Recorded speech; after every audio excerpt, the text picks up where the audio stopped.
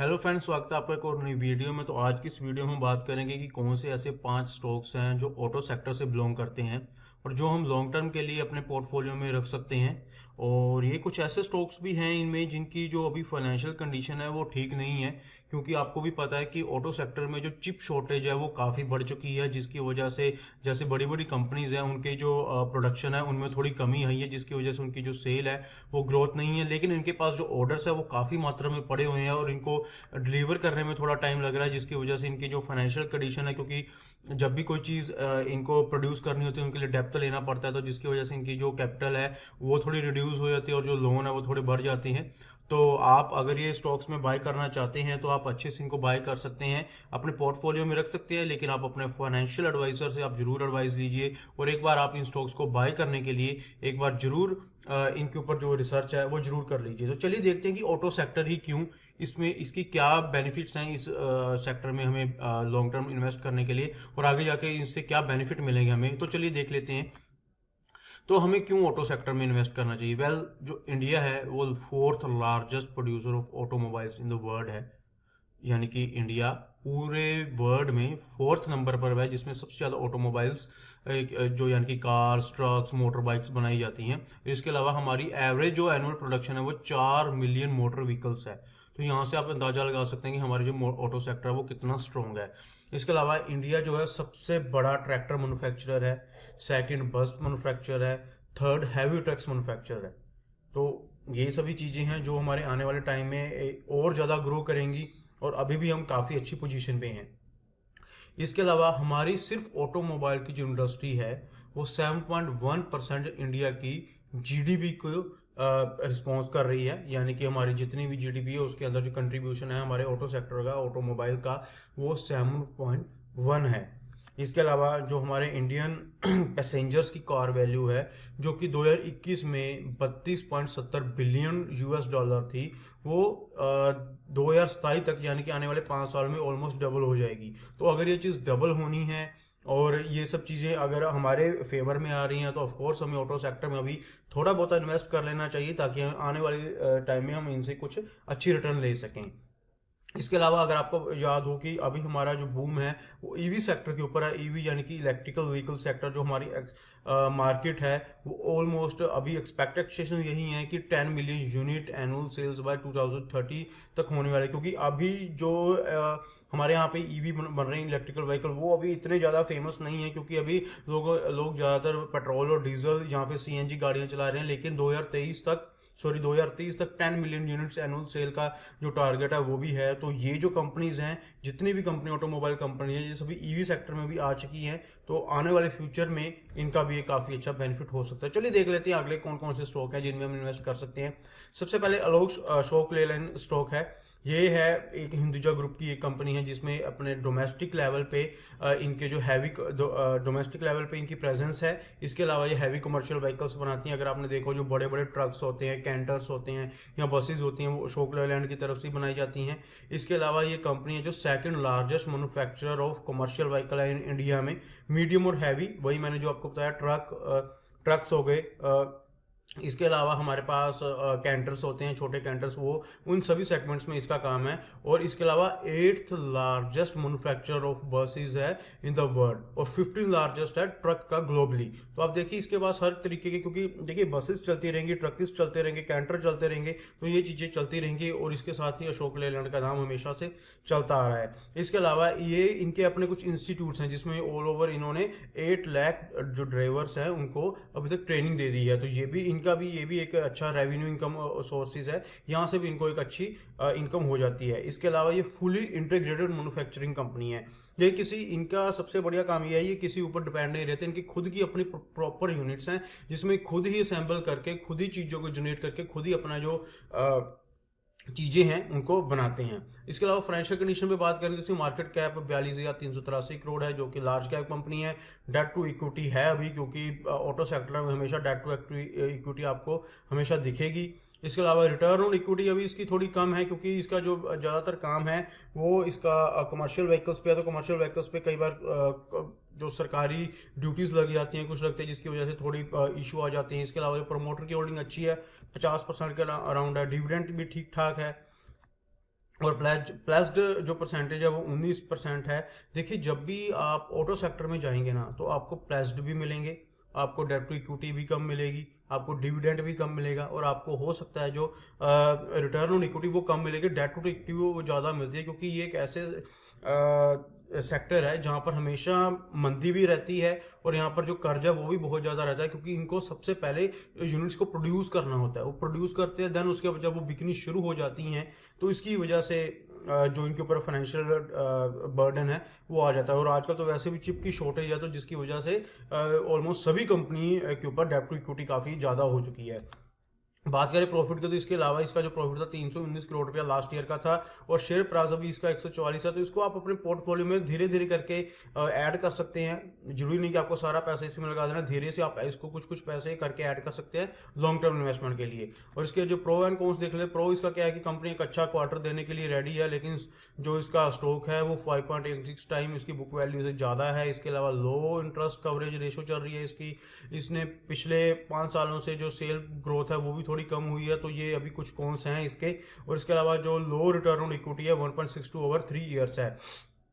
तो ये चीज़ें तभी होती हैं जब आपका जो ऑटो सेक्टर है वो ज़्यादा अच्छा परफॉर्म ना कर रहा हो। बात करें हम अगले स्टॉक की, तो ये है टाटा मोटर्स। टाटा मोटर्स एक ग्लोबल ऑटोमोबाइल मैन्युफैक्चरर है जो कि ऑल ओवर वर्ल्ड में चलता है। इसके अलावा जो जिनकी wide diversified portfolio of cars हैं इनके पास, sports utilities vehicles, trucks, buses, defence vehicles हैं। आपको टाटा मोटर्स के बारे में ज़्यादा जानने की जरूरत नहीं, क्योंकि हर एक जगह पे आप जब देखते हैं तो आपके जो टाटा मोटर्स के प्रोडक्ट हैं आपको वो देखने को मिल जाते हैं। इसके अलावा इनका इंडिया में तो ऑपरेशन है, इसके अलावा UK, south Korea, south Africa, China, Brazil, Austria, almost जो वर्ल्ड के बड़े बड़े देश हैं हर किसी में इसका जो अपना जो नेटवर्क है वो फैला हुआ है। इसके अलावा इनके जो जॉइंट वेंचर हैं, आपको पता होगा जो जैगुआर लैंड रोवर और यूके, जो ये दोनों प्रोडक्ट हैं इनके यूके में, और टाटा डेवियो जो साउथ कोरिया में भी इनकी जो कारें हैं वो बहुत ज़्यादा फेमस हैं, जो कि लग्जरी कारों में मानी जाती है। तो इनमें इस बिजनेस में भी ये काफ़ी टाइम से काम कर रहे हैं। इसके अलावा जो कंपनी का जो मेन मिशन है ये 2024 तक बिल्कुल डेप्ट फ्री होने वाली है,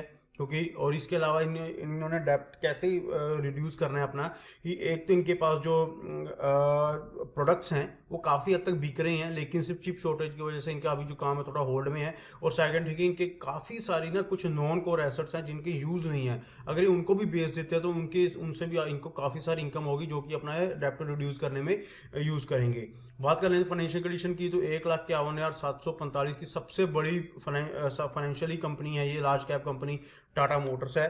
डेब्ट टू इक्विटी ऑफ कोर्स रहेगी इसमें, रिटर्न ऑन इक्विटी भी अभी आपको कम मिलेगा, प्रमोटर होल्डिंग 47 है जो कि ठीक है। डिविडेंड ये देते नहीं है, प्लेज परसेंटेज भी 1.82 है, तो ठीक ठीक है, कुछ ज़्यादा खास नहीं है। और प्रॉफिट है जो इसका वो नहीं हुआ, इसको लास्ट ईयर जो लॉस था वो 9,000 करोड़ का है। वही बात है, क्योंकि ये लग्जरी गाड़ियों में भी डील करती है, और जो इसका चिप शॉर्टेज है उसकी वजह से थोड़ा हर एक ऑटो सेक्टर में इशू आ रहा है। और शेयर प्राइस जो इसका है अभी 423 रुपये चल रहा है। प्रो एंड कॉन्स के बारे में, प्रो इसका कुछ नहीं है, लेकिन कॉन्स अभी यही है कि इनका लो इंटरेस्ट कवरेज चल रही है, जो कंपनी ने डिलीवरी करी है, पुअर सेल ग्रोथ कर रही हैं। इसके अलावा जो रिटर्न ऑन इक्विटी है वो भी काफ़ी हद तक इनकी कम हो चुकी है, और इनकी जो कैपिटलाइजिंग है वो इंटरेस्ट कोस्ट है वो कैपिटलाइजिंग होती जा रही है, तो ये भी काफ़ी बड़ा इशू हो सकता है। तीसरी जो स्टॉक है वो है महिंद्रा एंड महिंद्रा। महिंद्रा आपको पता है one of the most diversified automobile company है, जो 2 wheelers, 3 wheelers, PV, CV, tractor और अर्थमूव हर एक चीज़ में काम करती हैं। और ये जो इनकी बाई इंडस्ट्रीज़ है 100+ कंट्रीज़ में काम करती हैं, और 150+ इनकी कंसोलिडेटेड बेसिस के ऊपर इनके जो इनका प्रोडक्ट्स हैं वो काम कर रहे हैं। इसके अलावा ये फर्स्ट पोजीशन में है एसयूवी मार्केट में, जैसे आपने इनकी एसयूवी 300, 500 जो अभी 700 और 900 इनकी आने वाली कार्स है वो है। इसके अलावा ये अपना 1,70,000 ओपन बुकिंग इनके पास पड़ी है। टोटल मार्केट शेयर इनका 17.8 है। जो ऑटोमोबाइल का टोटल है वो उनमें से सिर्फ 18% तो इन्हीं का ही है। और इसके अलावा अगर हम बात करें, ये 4th largest passenger vehicle company है, 2nd लार्जेस्ट सीवी, और लार्जेस्ट स्मॉल कमर्शियल व्हीकल, जैसे अपने कैंटर भी इनके चलते हैं, ट्रक भी चलते हैं, ब्लैरो देखी होगी इनकी, तो ये सभी चीज़ें इनमें चलती हैं। और डोमेस्टिक जो मार्केट में 2nd लार्जेस्ट सीवी और लार्जेस्ट स्मॉल व्हीकल इन्हीं के ही हैं। इसके अलावा 2022 में मार्केट शेयर इस कंपनी का ऑटोमोबाइल का 10.5% है, जो कि काफ़ी अच्छा रहा है। इसके अलावा इसके और भी काफ़ी सारे काम चल रहे हैं, जैसे कि फाइनेंशियल सर्विसेज हैं, ऑटो कंपनीज हैं, हॉस्पिटैलिटी है, इंफ्रास्ट्रक्चर है, रिटेल, लॉजिस्टिक्स, जिसके बलबूते पे भी इनका जो इनकम है वो कर रहे हैं। तो इसका बेनिफिट ये है इस शेयर को लेने का कि इनका अपना बिजनेस तो है ही है ऑटोमोबाइल में, लेकिन इसके अलावा ये दूसरों बिजनेस से भी काफ़ी अच्छा अर्न कर रहे हैं, जो कि आने वाले टाइम के लिए एक अच्छा आपके लिए रिटर्न का वे हो सकता है। और बात करें इसके फाइनेंशियल कंडीशन की, तो फाइनेंशियल 1,51,775 की लार्ज कैप कंपनी है, डेट टू इक्विटी काफ़ी कम है, लेकिन इसका return on equity as compare to पिछली दो कंपनियों अशोक लेलैंड और टाटा मोटर के अलावा ज़्यादा है। प्रमोटर होल्डिंग इसमें थोड़ी कम है, 20%। डिविडेंड भी दे रही है लेकिन ना बराबर है, प्लेज परसेंटेज ना के बराबर है, जो कि अच्छी बात है। प्रॉफिट इसका लगभग 9,000 करोड़ के था, तो वो भी बहुत अच्छी बात है। शेयर प्राइस अभी इसका 1221 के राउंड चल रहा है। प्रो एंड कॉन्स में देख लेते हैं। प्रो क्या है, इनका जो क्वार्टर है अगला वो काफ़ी अच्छा आ सकता है। इसके अलावा ये अपना डिविडेंड है, इन्हें अब ये क्या करते हैं, पहले ये डिविडेंड नहीं देते थे, अब ये डिविडेंड देने लग गए हैं, तो जिसकी वजह से इनकी जो हेल्दी डिविडेंड है वो भी इनका एक बेनिफिट होता है। देखिए, जब कंपनी डिविडेंड देने लगती है तो उनके जो डेप्थ हैं या जो प्लेजिंग है या इसके अलावा थोड़ा लॉस है वो बढ़ जाता है। क्यों? क्योंकि वो आप अपने प्रॉफिट में से आपको भी कुछ दे रही है, तो इसलिए थोड़ी कई बार कंपनीज में जो पैसे की कमी है वो भी हो जाती है।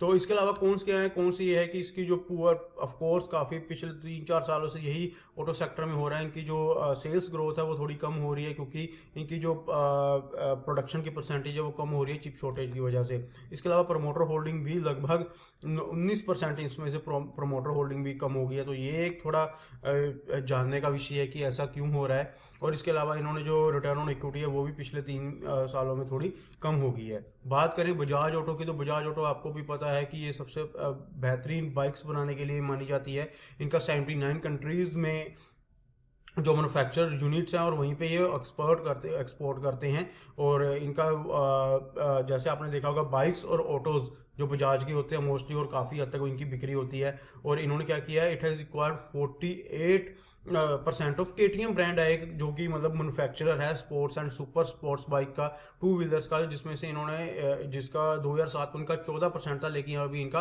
48% हो गया। तो ये भी काफ़ी अच्छी बात है कि ये अपना तो काम कर ही रही है। इसके अलावा केटीएम ब्रांड काफ़ी बड़ा ब्रांड है, जिसकी स्पोर्ट्स जो होती हैं, इनकी स्पोर्ट्स बाइक आती हैं, वो उसके थ्रू भी इनकी जो परसेंटेज है वो बढ़ती जा रही है।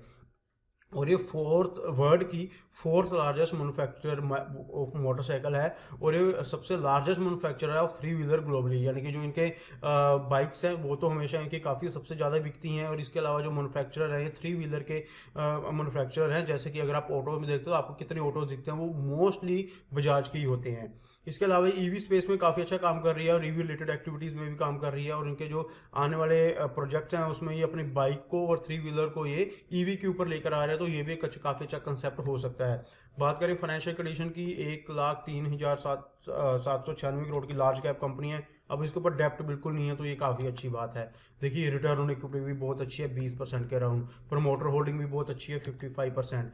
अब डिविडेंड भी बहुत अच्छा देती है, तो ये भी एक काफ़ी अच्छी बेनिफिट है। प्राइस शेयर बिल्कुल भी नहीं है, ना बराबर है। प्रॉफिट लास्ट ईयर का 6,000 करोड़ के अराउंड था, और 35,087 रुपये का इसका शेयर है। तो ये जो कंपनी है पिछले as compare to last 3 company काफ़ी अच्छी फाइनेंशियल कंडीशन में है, काम बहुत अच्छा चल रहा है, तो आप इसमें भी अच्छा इन्वेस्ट कर सकते हैं।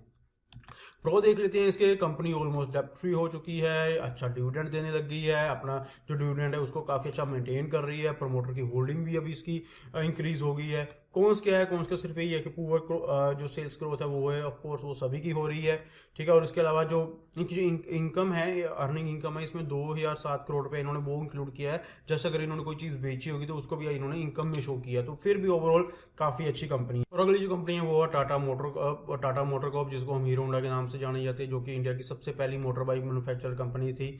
ये दुनिया की सबसे लार्जेस्ट कंपनी है टू व्हीलर में इन टर्म ऑफ वॉल्यूम जो कि सोल्ड किए जाते हैं। इनके सबसे ज़्यादा जो बाइक्स हैं वो हीरो की बिकती, जैसे आपने स्प्लेंडर देख लिया या इसके अलावा पल्सर हो गया, तो ये सभी चीज़ें जो हैं इनकी इनके जो हीरो वाले की इनकी बिकती हैं। इसके अलावा इनका जो ओवरऑल शेयर है इंडियन मोटर में, इसका 48 शेयर है टू व्हीलर में। और इसके अलावा ये जो 34% अभी इसका और इंक्रीज हुआ है, जो कि FY22 में हुआ है। इसके अलावा इनके अगर आपने सम कुछ स्ट्रॉन्ग ब्रांड्स है जिसका नाम आपके पास देखा है, आपने हमेशा ये बाइक्स चलाई होंगी, स्प्लेंडर, पैशन, ग्लैमर, कुछ ऐसे सेगमेंट्स हैं जो हमेशा इनके काफ़ी अच्छे काम किए। इसके अलावा एक्टिवा, जिसकी मेस्ट्रो एक्टिवा है, स्कूटर सेगमेंट में वो काफ़ी अच्छा काम कर रही है। और आप ऑलमोस्ट हर घर में देखेंगे कोई आपको स्प्लेंडर जरूर मिलेगा, आपको एक एक्टिवा जरूर मिलेगी। तो यही होता है एक कंपनी की खासियत कि जब उसके प्रोडक्ट घर घर में पहुंच जाते हैं तो इनका जो प्रॉफिट है वो होना लाजमी होता है।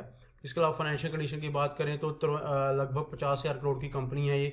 डेब्ट इक्विटी जीरो है, रिटर्न ऑन इक्विटी अच्छा है 15%, प्रमोटर होल्डिंग भी लगभग 35% है, डिविडेंड काफ़ी अच्छा दे रही है 4% के अराउंड, प्लेजिंग बिल्कुल भी नहीं है, प्रॉफिट भी लास्ट ईयर काफ़ी अच्छा रहा है, करंट प्राइस का 2676 है। तो ओवरऑल इस कंपनी की कंडीशन भी काफ़ी अच्छी है as compare to other companies. तो आप इसमें भी धीरे धीरे करके थोड़ा इन्वेस्ट कर सकते हैं। बात करें प्रो एंड कॉन्स की, तो प्रो इसका डेप्ट फ्री हो चुकी है, डिविडेंड अच्छा चल रहा है, कंपनी अच्छा डिविडेंड मेंटेन कर रही है। कॉन्स में क्या है, ऑफकोर्स ये तो सभी का ही है कि जो सेल्स है वो सभी कंपनीज की घटी है। तो आई होप कि आपको मेरी वीडियो पसंद आई होगी।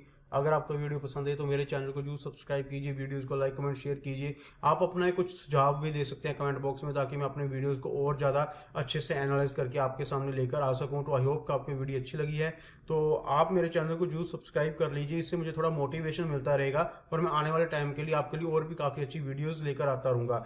इसके अलावा हमारे हमारे चैनल पर एक सीरीज़ चल रही है जहाँ पर बिल्कुल लो लेवल से, जो बिगिनर लेवल से स्टॉक मार्केट के बारे में मैंने काफ़ी सारी वीडियोस डाली और आने वाले टाइम में बहुत वीडियोस आने वाली हैं। तो आप उनको भी देखकर अपनी जो शेयर मार्केट के प्रति जो नॉलेज आप उसको बढ़ा सकते हैं। तो चलिए दोस्तों, मिलते हैं हम अगली वीडियो में।